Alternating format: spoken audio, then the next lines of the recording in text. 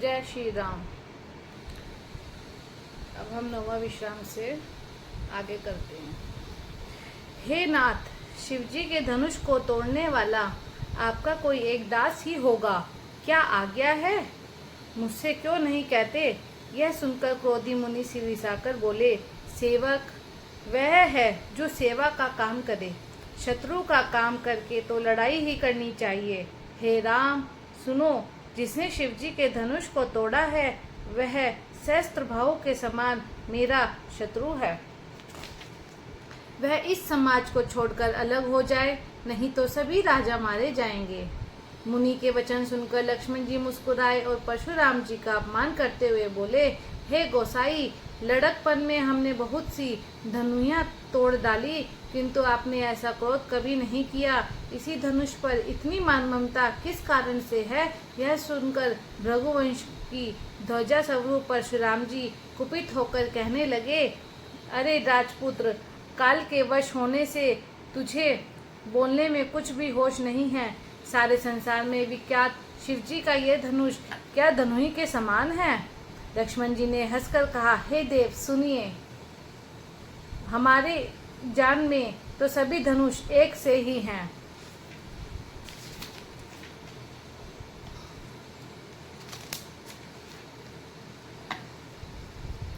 एक से ही पुराने धनुष के तोड़ने में क्या हानि लाभ? श्री रामचंद्र जी ने तो इसे नवीन के धोखे से देखा था, फिर यह तो छूते ही टूट गया। इसमें रघुनाथ जी का भी कोई दोष नहीं है। मुनि, आप बिना ही कारण किस लिए क्रोध करते हैं? परशुराम जी अपने फर्ज से की और देखकर बोले, अरे दुष्ट, तूने मेरा स्वभाव नहीं सुना। मैं तुझे बालक जानकर नहीं मारता हूँ। अरे मूर्ख, क्या तू मुझे नीरा मुनि ही जानता है? मैं बाल ब्रह्मचारी और अत्यंत क्रोधी हूँ। क्षत्रिय कुल का शत्रु तो विश्व भर में विख्यात हूँ।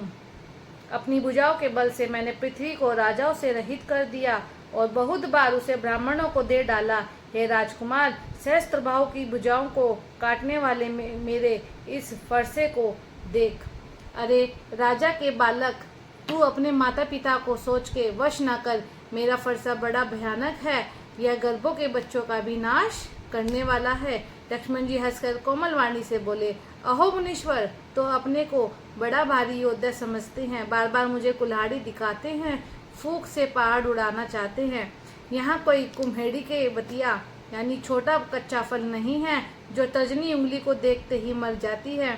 कुठार और धनुष बाण देखकर ही मैंने कुछ अभिमान सहित कहा था, भृगुवंशी समझकर और योग्यपवीत देखकर तो जो कुछ आप कहते हैं उसे मैं क्रोध को रोककर सह लेता हूँ। देवता, ब्राह्मण, भगवान के भक्त और गो, इन पर हमारे कुल में वीरता नहीं दिखाई जाती, क्योंकि इन्हें मारने से पाप लगता है और इनसे हार जाने पर आप कीर्ति होती है।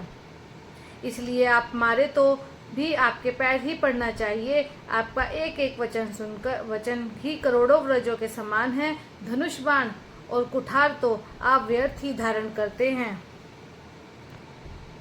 इन्हें देखकर मैंने कुछ अनुचित कहा हो तो उसे हे धीर महामुनि क्षमा कीजिए।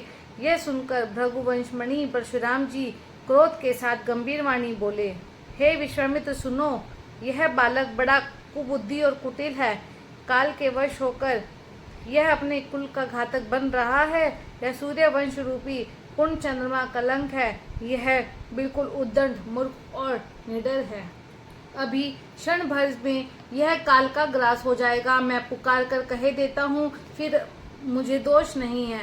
यदि तुम इसे बचाना चाहते हो तो हमारा प्रताप, बल और क्रोध बतलाकर इसे मना कर दो। लक्ष्मण जी ने कहा, हे मुनि, आपका सुयश आपके रहते दूसरा कौन वर्णन कर सकता है? आपने अपने ही मुंह से अपनी करनी अनेकों बार बहुत प्रकार से वर्णन की है। इतने पर भी संतोष ना हुआ हो तो फिर कुछ कह डालिए। क्रोध रोक कर असहज दुख मत सहन कीजिए। आप वीरता का व्रत धारण करने वाले, धैर्यवान और शोभ रहित हैं। गाली देते शोभा नहीं पाते। शूरवीर तो युद्ध में करनी करते हैं कहकर अपने मन को नहीं जनाते। शत्रु को युद्ध में उपस्थित पाकर कायर ही अपने प्रताप की डींग मारा करते हैं। आप तो मानो काल को हाक लगाकर बार बार उसे मेरे लिए बुलाते हैं। लक्ष्मण जी के कठोर वचन सुनते ही परशुराम जी ने अपने भयानक फरसे को सुधार कर हाथ में ले लिया और बोले, अब लोग मुझे दोष न दें। यह कड़वा बोलने वाला बालक मारे जाने के योग्य है। इसे बालक देखकर मैंने बहुत बचाया, पर अब यह सचमुच मरने को ही आ गया है। विश्वामित्र जी ने कहा, अपराध क्षमा कीजिए। बालकों के दोष और गुण को साधु लोग नहीं गिनते। परशुराम जी बोले, तीखी धार का कुठार, मैं दया रहित और क्रोधी और ये गुणद्रोही और अपराधी मेरे सामने उत्तर दे रहा है, इतने पर भी मैंने इसे बिना मारे छोड़ रहा हूँ। सो हे विश्वामित्र, केवल तुम्हारे शील से नहीं तो इसे इस कठोर कुठार से काटकर थोड़े ही परिश्रम से गुरु से उत्तीर्ण हो जाता। विश्वामित्र जी ने हृदय में हंसकर कहा, मुनि को हरा ही हरा सूझ रहा है, अर्थात सर्वत्र विजयी होने के कारण ये श्री राम लक्ष्मण जी को भी साधारण क्षत्रिय ही समझ रहे हैं, किंतु यह लोहमयी खाड़ है, उख की खाड़ नहीं है जो मुंह में लेते ही गल जाए। खेद है मुनि, अभी बेसमझ बने हुए हैं, इनके प्रभाव को नहीं समझ रहे हैं।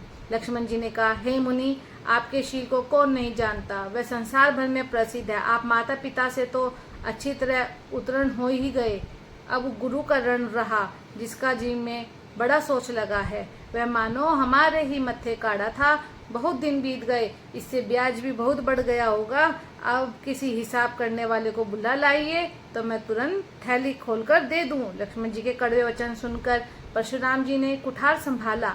सारी सभाएं हाय हाय करके पुकार उठी। लक्ष्मण जी ने कहा, हे भृगुश्रेष्ठ, आप मुझे फरसा दिखा रहे हैं, पर हे राजाओं के शत्रु, मैं ब्राह्मण समझकर बचा रहा हूँ। आपको कभी रणधीर बलवान वीर नहीं मिले। हे ब्राह्मण देवता, आप घर ही में बड़े हैं, यह सुनकर अनुचित है कहकर सब लोग पुकार उठे। जब श्री रघुनाथ जी ने इशारे से लक्ष्मण जी को रोक दिया। लक्ष्मण जी के उत्तर से जो आहुति के समान थे, परशुराम जी के क्रोध रूपी अग्नि को बढ़ते देखकर रघुकुल के सूर्य श्री रामचंद्र जी जल के समान वचन बोले, हे नाथ, बालक पर कृपा कीजिए, इस सीधे और दूध मुँहे बच्चे पर क्रोध न कीजिए। यदि यह प्रभु का कुछ भी प्रभाव जानता तो क्या यह बेसमझ आपकी बराबरी करता। बालक यदि कुछ चपलता भी करते हैं तो गुरु, पिता और माता मन में आनंद से भर जाते हैं। अतः इसे छोटा बच्चा और सेवक जानकर कृपा कीजिए। आप तो समदर्शी, सुशील और धीर और ज्ञानी मुनि हैं। श्री रामचंद्र जी के वचन सुनकर वे कुछ ठंडे पड़े। इतने में लक्ष्मण जी कुछ कहकर फिर मुस्कुरा दिए। उनको हंसते देखकर परशुराम जी के नख से शिखा तक क्रोध छा गया। उन्होंने कहा, हे राम, तेरा भाई बड़ा पापी है। यह शरीर से गोरा पर हृदय से बड़ा काला है। यह विषमुख है, दूध मुँहा नहीं, स्वभाव से ही टेढ़ा है, तेरा अनुसरण नहीं करता। यह नीच मुझे काल के समान नहीं देखता। लक्ष्मण जी ने हंसकर कहा, हे मुनि सुनिए, क्रोध पाप का मूल है। जिसके वश में होकर मनुष्य अनुचित कर्म कर बैठते हैं और विश्व भर के प्रतिकूल चलते हैं। हे मुनिराज, मैं आपका दास हूँ, अब क्रोध त्याग कर दया कीजिए। टूटा हुआ धनुष क्रोध करने से जुड़ नहीं जाएगा। खड़े खड़े पैर दुखने लगे होंगे, बैठ जाइए। यदि धनुष अत्यंत ही प्रिय हो तो कोई उपाय किया जाए और किसी बड़े गुणी को बुलाकर जुड़वा दिया जाए। लक्ष्मण जी के बोलने से जनक जी डर जाते हैं और कहते हैं, बस चुप रहिए, अनुचित बोलना अच्छा नहीं। जनकपुर के स्त्री पुरुष थर थर काँप रहे हैं। छोटा कुमार बड़ा ही खोटा है। लक्ष्मण जी की निर्भय वाणी सुन सुनकर परशुराम जी का शरीर क्रोध से जला जा रहा है और उनके बल की हानि हो रही है। तब श्री रामचंद्र जी पर एहसान जनाकर परशुराम जी बोले, तेरा छोटा भाई समझकर मैं इसे बचा रहा हूँ। ये मन का मैला और शरीर का कैसा सुंदर है, जैसे विष के रस से भरा हुआ सोने का घड़ा। यह सुनकर लक्ष्मण जी फिर हंसे। तब श्री रामचंद्र जी ने तिरछी नजर से उनकी ओर देखा, जिससे लक्ष्मण जी सकुचाकर विपरीत बोलना छोड़कर गुरु जी के पास चले गए। श्री रामचंद्र जी ने दोनों हाथ जोड़कर अत्यंत विनय के साथ कोमल और शीतल वाणी से बोले, हे नाथ सुनिए, आप तो स्वभाव से ही सुजान हैं। आप बालक के वचन पर कान न कीजिए। बर्रे और बालक का एक स्वभाव है, संत जन इन्हें कभी दोष नहीं लगाते। फिर उसने तो कुछ काम भी नहीं बिगाड़ा है। हे नाथ, आपका अपराधी तो मैं हूँ। अतः हे स्वामी, कृपा, क्रोध, वध और बंधन जो कुछ करना हो दास की तरह मुझ पर कीजिए, जिस प्रकार से शीघ्र आपका क्रोध दूर हो। हे मुनिराज, बताइए मैं वही उपाय करूं। मुनि ने कहा, हे राम, क्रोध कैसे जाए? अब भी तेरा छोटा भाई टेढ़ा ही ताक रहा है। इसकी गर्दन पर मैंने कुठार न चलाया तो क्रोध करके किया ही क्या? मेरे जिस कुठार की घोर करनी सुनकर राजाओं की स्त्रियों के गर्भ गिर पड़ते हैं, उसी फर से रहते मैं इस शत्रु राजपुत्र को जीवित देख रहा हूँ। हाथ चलता नहीं, क्रोध से छाती जली जाती है। राजाओं का घातक ये कुठार भी कुंठित हो गया, विधाता विपरीत हो गया, इससे मेरा स्वभाव बदल गया। नहीं तो भला मेरे हृदय में किसी समय भी कृपा कैसी? आज दया मुझे यह दुख सहा रही है। यह सुनकर लक्ष्मण जी ने मुस्कुराकर सिर नवाया और कहा, आपकी कृपा रूपी वायु भी आपकी मूर्ति के अनुकूल ही है। वचन बोलते हैं मानो फूल झड़ रहे हैं। हे मुनि, यदि कृपा करने से आपका शरीर जला जाता है तो क्रोध होने पर तो शरीर की रक्षा विधाता ही करेंगे। परशुराम जी ने कहा, हे जनक, देख, यह मूर्ख बालक हट करके यमपुरी में घर करना चाहता है। इसको शीघ्र ही आंखों की ओट क्यों नहीं करते? यह राजपूत देखने में छोटा है पर है बड़ा खोटा। लक्ष्मण जी ने हंसकर मन ही मन कहा, आंख मूंद लेने पर कहीं कोई नहीं है। तब परशुराम जी हृदय में अत्यंत क्रोध भरकर श्री राम जी से बोले, अरे शट, तू शिव जी का धनुष तोड़कर उल्टा हमें को ज्ञान सिखाता है। तेरा ये भाई तेरी ही समस्ती से कटु वचन बोलता है और तू छल से हाथ जोड़कर विनय करता है। या तो युद्ध में मेरा संतोष कर, नहीं तो राम कहलाना छोड़ दे। अरे शिव द्रोही, छल त्याग कर मुझसे युद्ध कर, नहीं तो भाई सहित तुझे मार डालूंगा। इस प्रकार परशुराम जी कुठार उठाए बक रहे हैं और श्री रामचंद्र जी सिर झुकाए मन ही मन मुस्कुरा रहे हैं। श्री रामचंद्र जी ने मन में कहा, गुनाह तो लक्ष्मण का और क्रोध मुझ पर करते हैं, कहीं कहीं सीधेपन में भी बड़ा दोष होता है। टेढ़ा जानकर सब लोग किसी की भी वंदना करते हैं, टेढ़े चंद्रमा को राहु भी नहीं ग्रसता। श्री रामचंद्र जी ने कहा, हे मुनीश्वर, क्रोध छोड़िए, आपके हाथ में कुठार है और मेरा यह सिर आगे है। जिस प्रकार आपका क्रोध जाए, हे स्वामी, वही कीजिए, मुझे अपना अनुचर जानिए। बोलो श्री रामचंद्र भगवान की जय। स्वामी और सेवक में युद्ध कैसा? हे ब्राह्मण श्रेष्ठ, क्रोध का त्याग कीजिए। आपका वेश देखकर ही बालक ने कुछ कह डाला था, वास्तव में उसका भी कोई दोष नहीं है। आपको कुठार, बाण और धनुष धारण किए देखकर और वीर समझकर बालक को क्रोध आ गया। वे आपका नाम तो जानता न था, पर उसने आपको पहचाना नहीं। अपने वंश के स्वभाव के अनुसार उसने उत्तर दिया, यदि आप मुनि की तरह आते तो हे स्वामी, बालक आपके चरणों की धूलि सिर पर रखता। अनजाने की भूल को क्षमा कर दीजिए। ब्राह्मणों के हृदय में बहुत अधिक दया होनी चाहिए। हे नाथ, हमारी और आपकी बराबरी कैसी, कहिए ना। कहाँ चरण और कहाँ मस्तक, कहाँ मेरा राम मात्र छोटा सा नाम और कहाँ आपका परशु सहित बड़ा नाम। हे देव, हमारे तो एक ही गुण धनुष है और आपके परम पवित्र 9 गुण हैं। हम तो सब प्रकार से आपसे हारे हैं। हे विप्र, हमारे अपराधों को क्षमा कीजिए। श्री रामचंद्र जी ने परशुराम जी को बार बार मुनि और विप्रवर कहा। तब भृगुपति कुपित होकर बोले, तू भी अपने भाई के समान ही टेढ़ा है। तू मुझे नीरा ब्राह्मण ही समझता है। मैं जैसा विप्र हूँ तुझे सुनाता हूँ। धनुष को स्त्रुआ, बाण को आहुति और मेरे क्रोध को अत्यंत भयंकर अग्नि जान। चतुर्गणी सेना सुंदर समिधाएं हैं। बड़े बड़े राजा उनमें आकर बलि के पशु हुए हैं, जिनको मैंने इसी फर से काट कर बलि दिया है। ऐसे करोड़ों जप युक्त रण यज्ञ मैंने किए हैं। मेरा प्रभाव तुझे मालूम नहीं, इसी से तू ब्राह्मण के धोखे मेरा निरादर करके बोल रहा है। धनुष तोड़ डाला, इससे मेरा घमंड बहुत बढ़ गया है। ऐसा अहंकार है मानो संसार को जीत कर खड़ा है। श्री रामचंद्र जी ने कहा, हे मुनि, विचार कर बोलिए। आपका क्रोध बहुत बड़ा है और मेरी भूल बहुत छोटी है। पुराना धनुष था, छूते ही टूट गया। मैं किस कारण अभिमान करूं? हे भृगुनाथ, यदि हम सचमुच ब्राह्मण कहकर निरादर करते हैं तो यह सत्य सुनिए। फिर संसार में ऐसा कौन सा योद्धा है जिसे हम डर के मारे मस्तक नवाए? देवता, दैत्य, राजा या और बहुत से योद्धा हैं। वे चाहे बल में हमारे बराबर हो, चाहे अधिक बलवान हो, यदि रण में हमें कोई भी ललकारे तो हम उससे सुखपूर्वक लड़ेंगे, चाहे काल ही क्यों ना हो।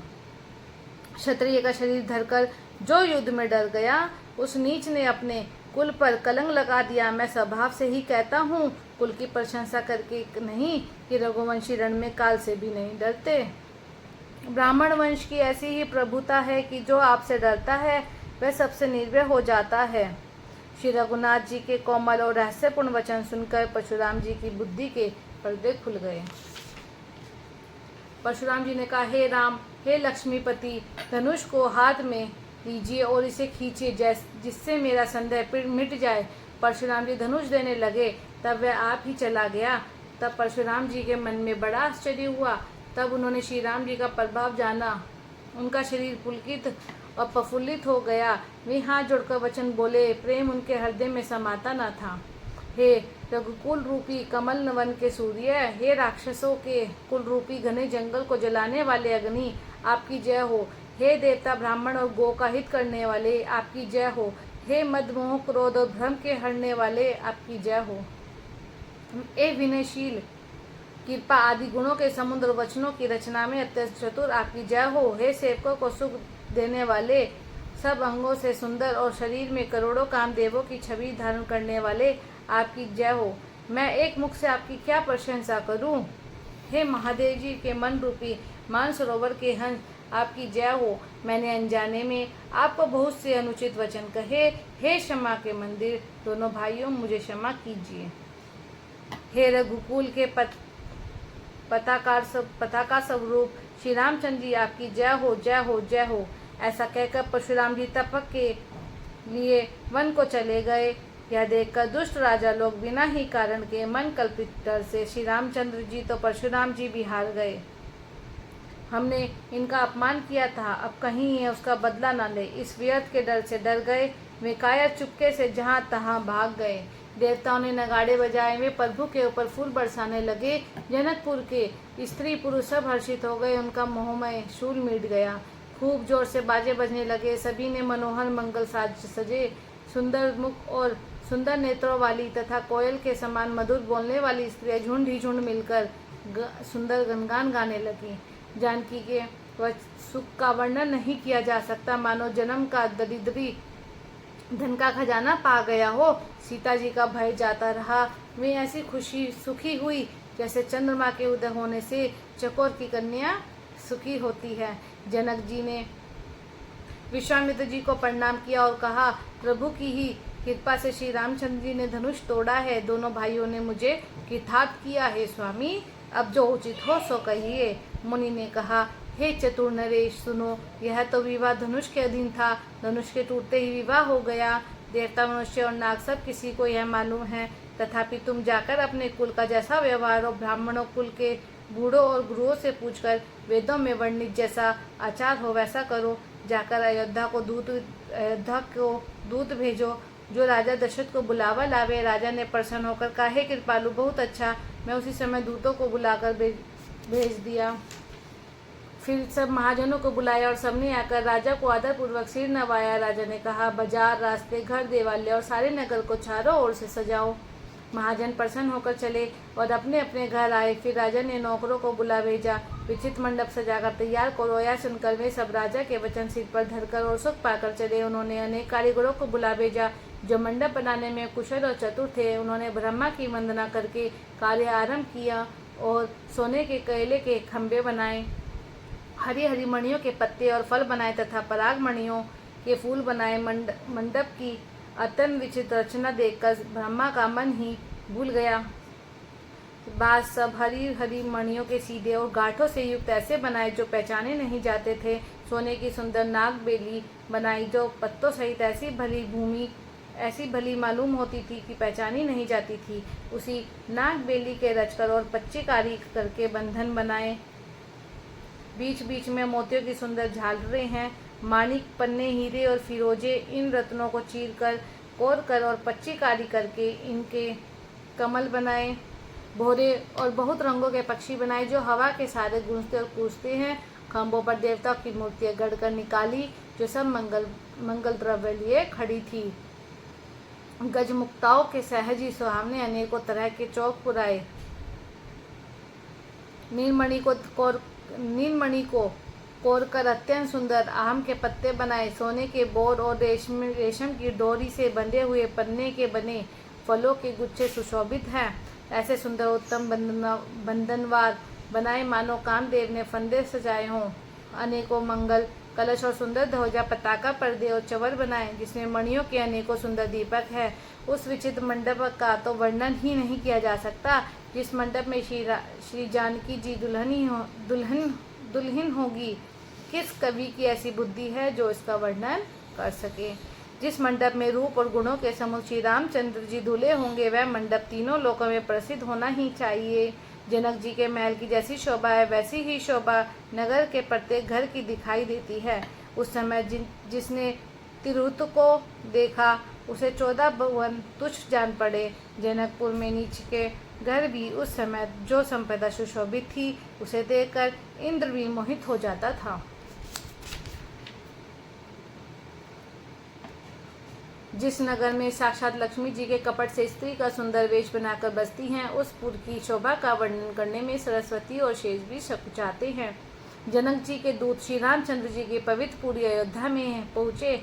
सुंदर नगर देखकर वे हर्षित हुए। राजद्वार पर जाकर उन्होंने खबर भेजी। राजा दशरथ जी ने सुनकर उन्हें बुला लिया।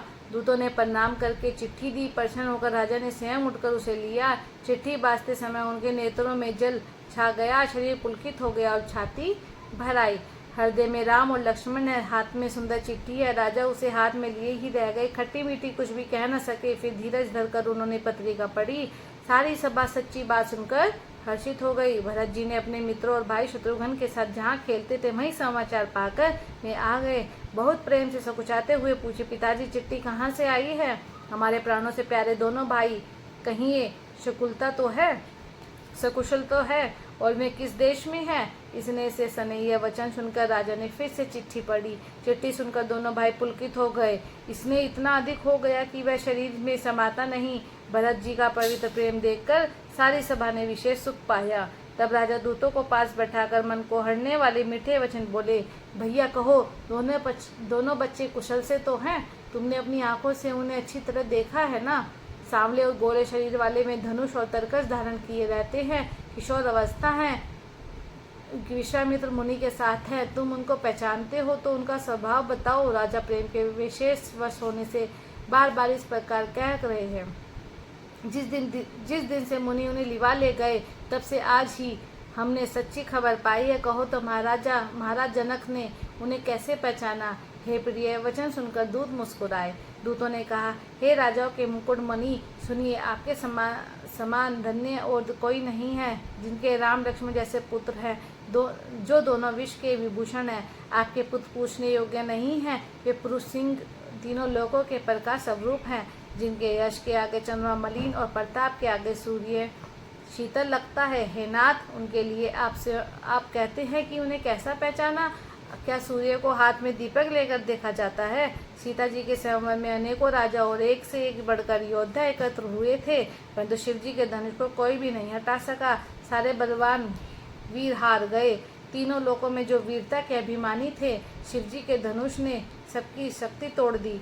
बाणासुर, जो सुमेरु को भी उठा सकता था, वह भी हृदय में हार कर परिक्रमा करके चला गया, और जिसने खेल से ही कैलाश को उठा लिया था, वह रावण भी उस सभा में पराजय को प्राप्त हुआ। हे महाराज सुनिए, वहाँ जहाँ ऐसे ऐसे योद्धा हार मान गए, रघुवंश मणि श्री रामचंद्र जी ने बिना ही प्रयास शिव जी के धनुष को वैसे ही तोड़ डाला, जैसे हाथी कमल की डंडी तोड़ डालता है। धनुष टूटने की बात सुनकर परशुराम जी क्रोध भरे आए, और उन्होंने बहुत प्रकार से आंखें दिखलाई। अंत में उन्होंने भी श्री रामचंद्र जी का बल देखकर उन्हें अपना धनुष दे दिया। बहुत प्रकार से विनती करके वन को गमन किया। हे राजन, जैसे श्री रामचंद्र जी अतुलनीय बली है, वैसे ही तेज निधान श्री लक्ष्मण जी भी हैं, जिनके देखने मात्र से राजलोक ऐसे काँप उठते थे, जैसे हाथी सिंह के बच्चे के ताकने से काँप उठते हैं। हे देव, आपके दोनों बालकों को देखने के बाद अब आँखों के नीचे कोई आता नहीं है। प्रेम, प्रताप और वीर रस में पगी हुई दूतों की वर रचना आप सबको बहुत प्रिय लगी। सभा सहित राजा प्रेम में मगन हो गए और दूतों को निछावर देने लगे। यह नीति विरुद्ध है। ऐसा कहकर दूत अपने हाथों से कान मूंदने लगे। धर्म को विचार कर सभी ने सुख माना। तब राजा ने उठकर वशिष्ठ जी के पास जाकर उन्हें पत्रिका दी और आदर पूर्वक दूतों को बुलाकर सारी कथा गुरुजी को सुना दी। तब समाचार सुनकर और अत्यंत सुख पाकर गुरु बोले, पुण्यात्मा पुरुष के लिए पृथ्वी सुखों से छाई हुई है, जैसे नदियाँ समुद्र में जाती है, यद्यपि समुद्र को नदी की कामना नहीं होती, वैसे ही सुख और संपत्ति बिना ही बुलाए स्वाभाविक ही धर्मात्मा पुरुष के पास जाती है। तुम जैसे गुरु ब्राह्मण गाय और देवता की सेवा करने वाले हो, वैसी ही पवित्र कौशल्या देवी भी है। तुम्हारे समान पुण्यात्मा जगत में ना कोई हुआ, ना है और ना होने का ही है। हे राजन, तुमसे अधिक पुण्य और किसका होगा, जिसके राम सरीखे पुत्र है और जिसके चारों बालक वीर विनम्र धर्म का व्रत धारण करने वाले और गुणों के सुंदर समुद्र है। तुम्हारे लिए सभी कालों में कल्याण है। अतएव डंका बजाकर बारात सजाओ और जल्दी चलो। गुरुजी के वचन सुनकर हे नाथ बहुत अच्छा कहकर और सिर नवाकर तथा दूतों को डेरा दिलवाकर राजा महल में गए। राजा ने सारे रनिवास को बुलाकर जनक जी की पत्रिका वाचकर सुनवाई। समाचार सुनकर सब रानियां हर्ष से भर गई। राजा ने फिर दूसरी सब बातों का वर्णन किया। प्रेम में प्रफुल्लित हुई रानियां ऐसी सुशोभित हो रही थी जैसे मोरनी बादलों की गरज सुनकर प्रफुल्लित होती है। बड़ी बूढ़ी स्त्रियां प्रसन्न होकर आशीर्वाद दे रही हैं।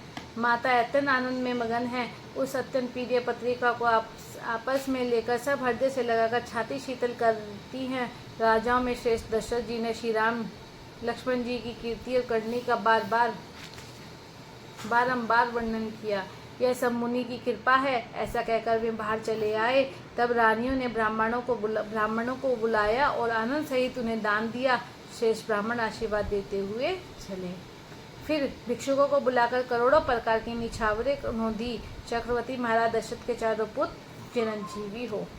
फिर भिक्षु यूँ कहते हुए वे अनेक प्रकार के सुंदर वस्त्र पहन कर चले। आनंदित होकर नगाड़े वालों ने बड़े जोर से नगाड़ों पर चोट लगाई। सब लोगों ने जब यह समाचार पाया तब घर घर बधावे होने लगे। 14 लोकों में उत्साह बढ़ गया कि जनक जी श्री रघुनाथ जी का विवाह होगा। यह शुभ समाचार पाकर लोग प्रेम मगन हो गए और रास्ते, घर तथा गलियां सजाने लगे।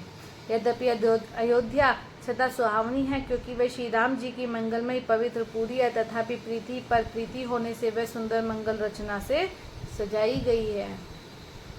ध्वजा, पताका, पर्दे और सुंदर चवरों से सारा बाजार बहुत ही अनूठा छाया हुआ है। सोने के कलश, तोरण, मणियों की झालरें, हल्दी, दूध, दही, अक्षत और मालाओं से लोगों ने अपने अपने घरों को सजाकर मंगलमय बना लिया। गलियों को चतुर्म से सींचा और सुंदर चौक पुराए।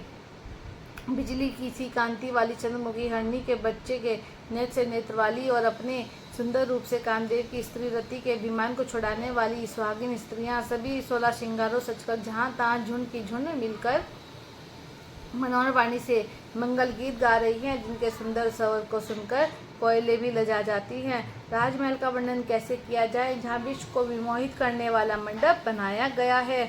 अनेकों प्रकार के मनोहर मांगलिक पदार्थ शोभित हो रहे हैं और बहुत से नगाड़े बज रहे हैं। कहीं भाट विरुदावली का उच्चारण कर रहे हैं और कहीं ब्राह्मण वेद ध्वनि कर रहे हैं। सुंदर स्त्री श्री राम जी और सीता जी का नाम ले लेकर मंगल गीत गा रही हैं। उत्साह बहुत है और महल अत्यंत ही छोटा है, इससे मानो वह उत्साह चारों ओर उमड़ जाता है। दशरथ के महल की शोभा का वर्णन कौन कवि कर सकता है, जहाँ समस्त देवताओं के शिरोमणि श्री रामचंद्र जी ने अवतार लिया है। फिर राजा ने भरत जी को बुलावा लिया और कहा कि जाकर घोड़े, हाथी और सजाओ, जल्दी श्री रामचंद्र जी की बारात में चलो। यह सुनते ही दोनों भाई आनंदवश पुलक से भर गए। भरत जी ने सब सहानी बुलाए और उन्हें आज्ञा दी। वे प्रसन्न होकर उठ दौड़े। उन्होंने रुचि के साथ जी ने कसकर घोड़े सजाए। रंग रंग के उत्तम घोड़े शोभित हो गए। सब घोड़े बड़े ही सुंदर और चंचल करनी के हैं। वे धरती पर ऐसे पैर रखते जैसे जलते हुए लोहे पर रखते हों। अनेकों जाति के घोड़े हैं जिनका वर्णन नहीं हो सकता, मानो हवा का निरादर करके उड़ना चाहते हैं। उन पर घोड़ों पर भरत जी के समान अवस्था वाले सब छैल छबीले राजकुमार सवार हुए। वे भी सुंदर हैं और सब आभूषण धारण किए हुए हैं। उनके हाथों में बाण और धनुष है तथा कमर में भारी तरकस बंधे हुए हैं। सभी चुने हुए छबीले छैल, शूरवीर, चतुर और नवयुवक हैं। प्रत्येक सवार के साथ 2 पैदल सिपाही हैं जो तलवार चलाने की कला में बड़े निपुण हैं। शूरता का बाना धारण किए हुए रणधीर वीर सब निकलकर नगर के बाहर आ खड़े हुए। वे चतुर अपने घोड़ों को तरह तरह की चलों से फेर रहे हैं और भेरी तथा नगाड़े की आवाज़ सुनकर प्रसन्न हो रहे हैं। सारथियों ने ध्वजा और पताका, मणि और आभूषणों को लगाकर रथों को बहुत विलक्षण बना दिया। उनमें सुंदर स्वर लगे हैं और घंटियां सुंदर शब्द कर रही हैं। वे रथ इतने सुंदर हैं मानो सूर्य के रथ की शोभा को छीने लेते हैं। अगणित श्याम मुकर्ण घोड़े थे। उनको सारथियों ने उन रथों में जोत दिया है जो सभी देखने में सुंदर और गहनों से सजाए हुए हैं, सुशोभित हैं और जिन्हें देखकर मुनियों के मन भी मोहित हो जाते हैं। जो जल पर भी जमीन की तरह ही चलते हैं, वेग की अधिकता से उनकी टाप पानी में नहीं डूबती। अस्त्र शस्त्र और सब समाज सजाकर सारथियों ने रथियों को बुला लिया।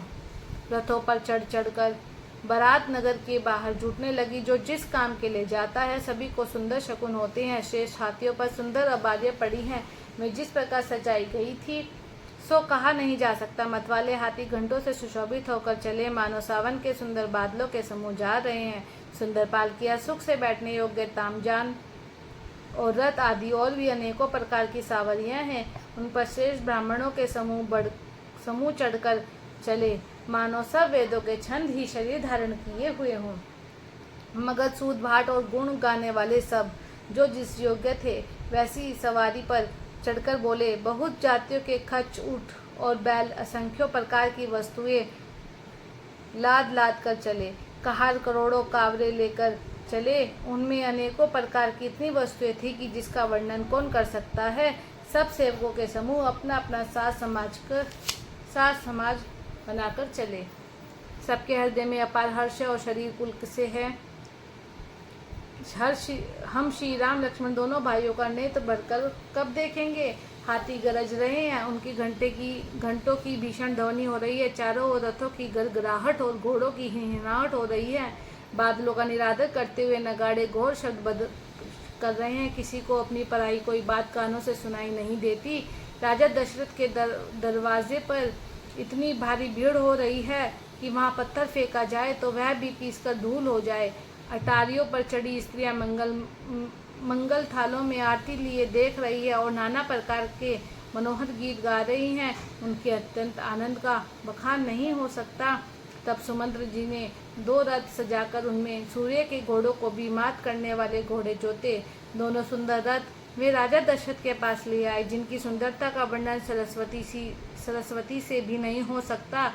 एक रथ पर राशि समान सजाया गया और दूसरा जो तेज का पुंज और अत्यंत ही शोभयमान था। उस सुंदर रथ पर राजा वशिष्ठ जी को हर्षपूर्वक चढ़कर फिर से हम शिव गुरु गौरी और गणेश जी का स्मरण करके रथ पर चढ़े। वशिष्ठ जी के साथ राजा दशरथ जी कैसे शोभित हो रहे हैं, जैसे देव गुरु बृहस्पति जी के साथ इंद्र हो, और वेद की विधि से और कुल की रीति के अनुसार सब कार्य करके तथा सबको सब प्रकार से सजे देखकर श्री रामचंद्र जी का स्मरण करके गुरु की आज्ञा पाकर पृथ्वीपति दशरथ जी शंख बजाकर चले। बारात देखकर देवता हर्षित हुए और सुंदर मंगलदायक फूलों की वर्षा करने लगे। बड़ा शोर मचाकर घोड़े और हाथी गरजने लगे। आकाश में बारात में बाजे बजने लगे। देव नगाए और मनुष्य की स्त्रियां सुंदर मंगलगान करने लगी और रसीले राग से शहनाइयाँ बजने लगी। घंटे घंटियों की ध्वनि का वर्णन नहीं हो सकता। पैदल चलने वाले सेवकगण अथवा पट्टेबाज कसरत के खेल कर रहे हैं और फहरा रहे हैं। हंसी करने में निपुण और सुंदर गाने में चतुर विदूषक तरह तरह के तमाशे कर रहे हैं।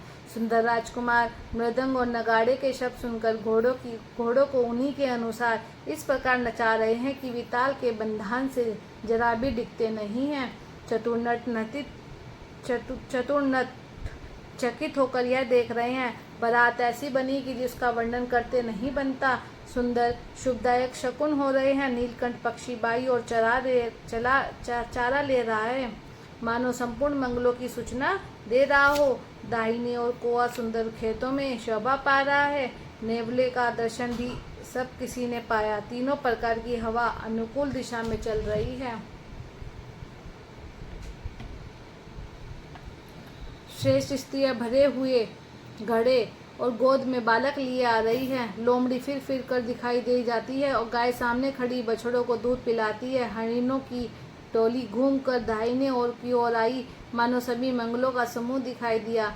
शेमकरी विशेष रूप से शेम कह रही है। श्यामा बाई और सुंदर पेड़ पर दिखाई पड़ी। दही मछली और 2 विद्वान ब्राह्मण हाथ में पुस्तक लिए हुए सामने आए।